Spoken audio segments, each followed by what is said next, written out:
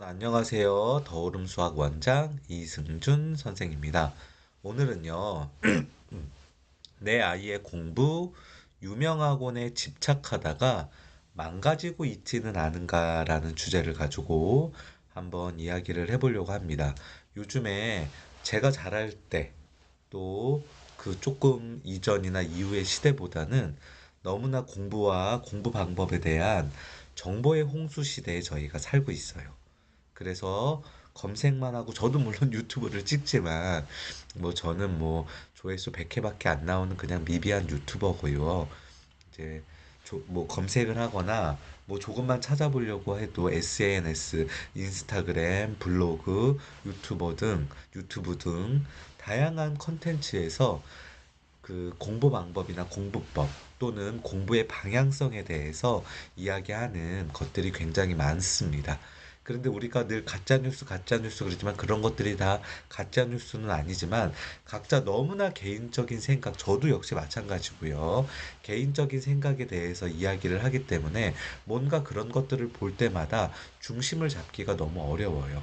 그래서 이제 어떻게 우리가 아이를 가르치고 어떻게 아이의 로드맵을 짜줘야 되는지 그런 것들에 대해서 한번 고민을 해보고 무엇에 집착해야 되고 무엇에 집착해야 되지 않는지에 대해서 한번 조금은 객관적인 시각을 가지고 한번 이야기를 해보려고 합니다. 자, 첫 번째, 초등학교 공부는 실력과 재능보다는 관심이다.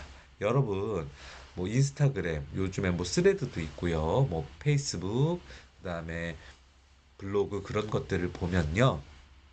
그 엄마들이 아이의 문제집이나 아이의 학원, 아이의 그 선행 정도, 뭐 아이의 교육 정도에 대해서 굉장히 많은 글들을 올려놨어요. 그럼 대부분은 이 나이 또래에 그 잘하는 친구들이 굉장히 타겟이 되는데 그런 친구들은 얼마 되지 않아요. 그런 친구들이 굉장히 그 잘하는 것들을 사진을 찍어서 어떤 학원반인지 어떤 학원을 다니는지 대치동에 입성했는지 강남에 입성했는지 목동에 입성했는지 등등의 그런 것들을 막 자랑하고 나열하고 관찰하면서 우리 아이는 늦었구나. 우리 아이는 뭐 좋은 학원을 못 다녀서 안 되겠구나. 그런 것들을 이제 우리가 환호도 하고 좌절도 하고 그러면서 그 아이의 로드맵을 짜고 있어요. 그런데 사실 그런 거는 아무것도 아니에요. 그 아이가 앞으로 어떤 상황을 겪게 되고 두뇌가 제가 늘상 말씀드리는 거지만 지금과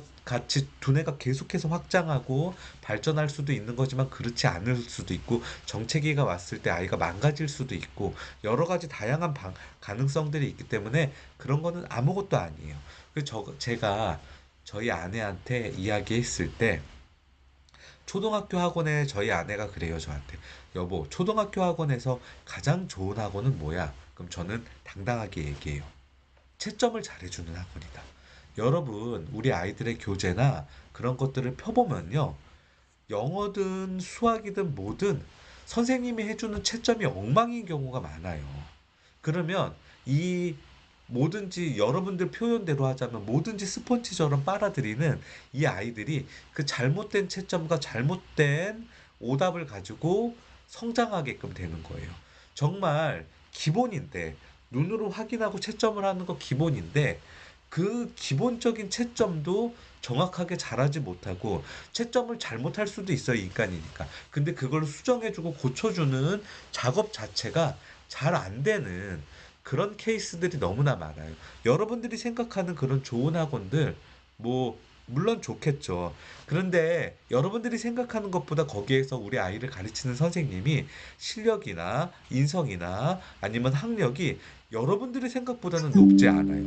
그러면 우리가 그런 것들을 한번 생각을 해봐야 되고요. 또 하나는 그러면 우리가 어차피 초등학원에서 선생님의 실력이나 인성이나 아니면 선생님의 학벌을 조금 기대하기 어렵다면 그럼 뭘 타겟으로 해야 되냐? 꼼꼼함, 정확한 채점을 타겟으로 했을 때 우리 아이의 학원 선택이나 로드맵을 조금 더 잘 잡아줄 수 있다는 거예요. 두 번째, 선생님들의 개념 설명이나 선생님들의 그 설명들이 좀 부족할 수는 있어요. 그런데 머리가 좋은 친구는 그 부족한 설명을 듣고도 잘 풀 수 있고, 머리가 조금 발달이 느린 친구는 그 부족한 설명에 보충 설명을 또 들어야 되는 친구들도 있는데, 저는 머리가 좋은 친구든 머리가 나쁜 친구든 이해가 가든 안 가든 항상 선생님의 설명을 들었더라도 그 단원의 앞에 나와 있는 공식이나 개념이나 그런 것들을 굉장히 꼼꼼하게 읽어보라고 아이들에게 이야기합니다. 저희 아이한테도 이야기하고요. 내용을 읽어서 그 단원의 제목이 뭐고 무엇을 배우려고 하고 어떤 공식이 있는지를 내가 다시 눈으로 확인하고 읽는 연습을 하는 거 초등학교 때 굉장히 중요해요. 그래서 선생님이 설명해 준 거와 조금 다른 거, 아니면 조금 선생님이 잘못 설명한 개념이라든지 공식 같은 것들을 찾아내면 더 좋고, 그렇게 찾아내면서 내가 더 꼼꼼히 공부해야 되겠다라는 것도 배울 수 있게 된다는 거예요. 이런 것들이 여러분들이 생각하는 것보다, 문제지를 찍어서 인스타그램에 올리는 것보다, 좋은 학원을 다니는 것보다 초등에서 가장 중요한 로드맵이라고 저는 생각합니다. 두 번째, 중학교입니다. 중학교 공부는 버려지는 시간과의 싸움이다. 그리고 인성도 공부다. 여러분, 중학교요. 이제 아이들이 책상에 오랫동안 앉아 있으면서 공부를 시작하는 시기입니다. 근데 여러분 스카를 다녀보면요. 중학생들이 제일 떠들고, 중학생들이 제일 돌아다니고, 라면 먹고 음료수 먹고 공차 먹고 그러면서 돌아다니고, 중학생이 제일 멍 때립니다.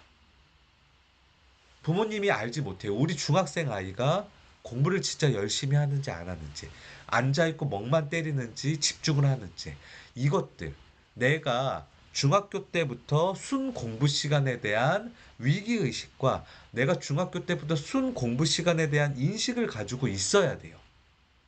그런 것들이 쌓여서 고등학교 가서 꽃을 피울 수 있습니다. 선행 중요하죠. 많이 배우는 것도 중요하지만 중학교는 노력을 쌓아가는 시간입니다. 우리가 다 공부를 해봤지만 노력이라는 거 어느 일순간에 갑자기 생기지 않아요. 노력이라는 건 굉장히 많은 시간과 그 많은 그 인내와의 싸움입니다. 그렇기 때문에 이 중학교 3년 동안 내신 준비하는 거, 또 순 공부 시간 늘리는 거, 노력으로 집중하는 것 등 다양한 방법으로 나의 노력 시간, 나의 순 공부 시간, 나의 집중 시간을 늘려주는 게 중요해요. 그리고 또 하나는요. 인성도 공부예요. 중2병이라고 사춘기라고 그냥 넘어가 주시는 분들이 있는데 그거 안 돼요. 그 화살이 결국에는 나에게 돌아옵니다. 아이를 이해해 줘야 되죠. 아이가 사춘기, 호르몬의 변화, 감정의 변화를 이해해 주고 보듬어 주는 거와 선을 넘었을 때 제재하는 거는 달라요. 우리 아이가 사회의 구성원으로서 기준이 되는 선을 넘었을 때 단호하게 제재해 주는 거. 공부를 잘하고 못하고를 떠나서 우리 아이가 인성을 바르게 갖추는 아이로, 문자나 그런 것들, 카톡이나 그런 것들 개인 프라이버시라고 안 보는 거 좋아요. 만약에 확인이 됐을 때 단호해야 됩니다. 여러분들 사춘기가 그냥 넘어간다고 생각하시면 안 돼요. 우리 아이가 남에게 피해를 주고, 우리 아이가 타인에게 피해를 준 거, 나에게 피해를 주고 나를 화나지 않게 했기 때문에, 공부를 잘하기 때문에 그냥 넘어간다? 여러분들 그 화살이 나에게 돌아오지 않는다고 생각하지 마세요. 분명히 돌아옵니다, 여러분들에게. 자, 고등학교입니다. 고등학교 공부에서 가장 중요한 것은 주제 파악이다. 여러분, 내가 고등학생이 돼서 가장 중요한 건 뭐냐? 내 주제 파악, 내 실력이 어떤지, 내 능력이 어떤지, 내 현재 위치가 어떤지 정확한 주제 파악이 중요해요. 이거는 아이뿐만이 아니라 부모님도 허황된 꿈과 허황된 생각을 가지지 않고 우리 아이의 실력과 위치를 정확하게, 너무 낮춰서 판단하는 것도 아니고 너무 높여서 판단하는 것도 아니고 정확한 위치를 파악하는 게 가장 중요해요. 입시에서 이 주제 파악이 되지 않으면 여러분 굉장히 힘이 들어요. 고등학교에서 이 주제 파악 굉장히 중요합니다. 스스로 냉정한 판단이 없으면 절대 성공할 수 없어요. 나 지금 4등급, 5등급 나오는데 서울대 연대 고대 간다, 의대 치대 간다. 그러다가 삼수, 사수, 오수하고 장수해야 하는 거예요. 불가능한 건 아니죠. 공부를 열심히 하면 9등급도 갈 수 있어요. 근데 공부를 열심히 안 한다는 거에 문제가 있다는 거죠. 주제 파악이 안 되는 거예요. 나 언제든지 할 수 있어. 나 공부하면 돼. 공부하면 되죠. 근데 삼수를 해도 사수를 해도 오수를 해도 공부를 안 하니까 문제인 거예요. 제가 이 얘기를 한번 한 적이 있을 것 같은데 친구 중에서 법대를 나온 친구가 두 명이 있었습니다. 둘 다 굉장히 그 상위권 이름만 들어도 알 수 있는 서울대는 아니지만 KY 법대 중에 하나를 나왔어요. 두 친구 다 사법고시에 떨어졌는데 한 친구는 1차도 계속 붙었는데 세 번의 낙방과 함께 사법고시를 접고 취업을 했습니다. 1차 합격한 그 이력이 있어서 대기업 취업은 굉장히 잘 됐어요. 근데 이 친구는 집도 굉장히 잘 살고 그리고 1차 시험 성적으로 봤을 때는 뭐 조금 더 해보면 가능할 것 같았거든요. 그리고 집이 굉장히 잘 살기 때문에 경제적인 부담감도 없고요. 뭐 하다가 안 되면 로스쿨을 가도 상관이 없는 친구였어요. 근데 이 친구가 저한테 얘기하더라고요. 내가 세 번의 낙방으로 더 이상 공부를 열심히 할 수 없을 정도로 열심히 했는데 떨어졌다는 건 이건 나의 길이 아니다. 나는 이 노력을 더하지 않고 다른 분야에서 노력. 그 친구 굉장히 지금 결혼해서 잘 삽니다. 또 한 친구, 같이 똑똑한 같은 대학을 나온 친구인데요.